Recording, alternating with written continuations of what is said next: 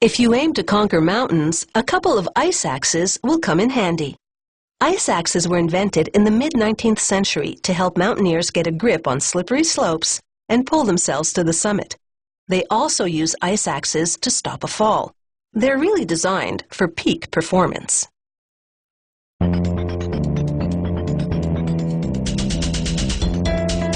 Talk about a steep learning curve. Climbing with ice axes takes a bit of practice, not to mention courage.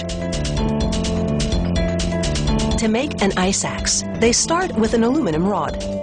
A powerful press bends it into a curve, giving it the basic contour of an ice axe.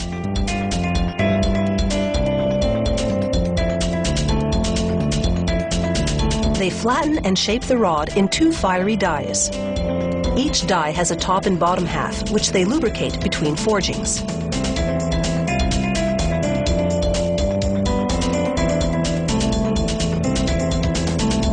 The hot forging transforms the metal rod. And it starts to look a lot more like the shaft of an ice axe. The long ridges add strength to the metal, while other indentations mark where the attachments are to go.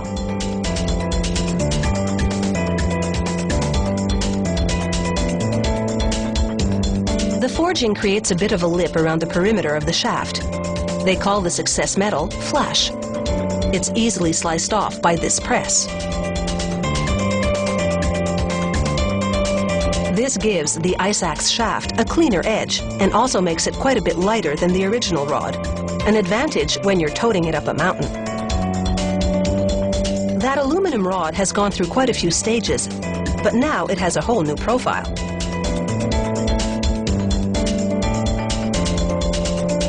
This tub of vibrating ceramic cones will smooth the rough edges of the shaft. Here, a computerized drill makes holes in the recesses stamped into the shaft earlier. These holes will be used to attach other parts. The machine changes the drill bit to a circular blade. Then, guided by the computer, it cuts a slot for the ice axe pick.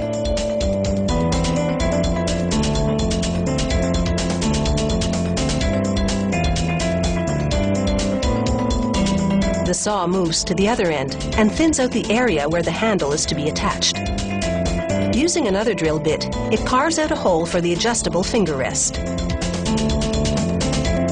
Here we see a shaft that's been milled and drilled, compared with one yet to undergo the process. Next, the shaft gets a protective coating.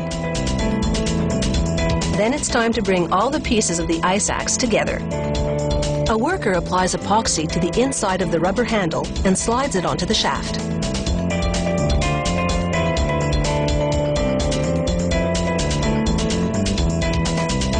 The handle has an open end. He beads a little more epoxy onto it and then inserts a steel spike. He rivets the spike to the ice axe shaft. Once it's solidly anchored to the shaft, this spike will come in handy on that uphill trek. Plunging it into a snowy slope will help the climber maintain balance.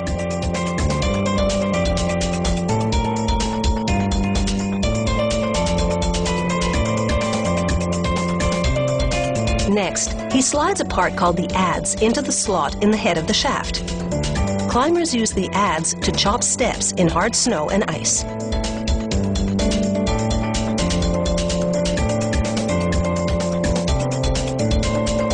He secures the adze with nuts and bolts. And then he installs the pick. This hooked and jagged attachment will help get the climber up a mountain of hard ice.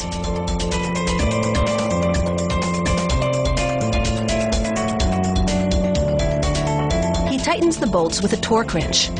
After all, a solid job here could be a lifesaver.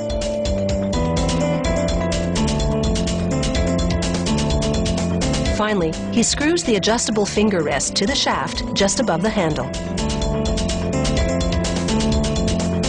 And now you have a tool that can help you scale new heights.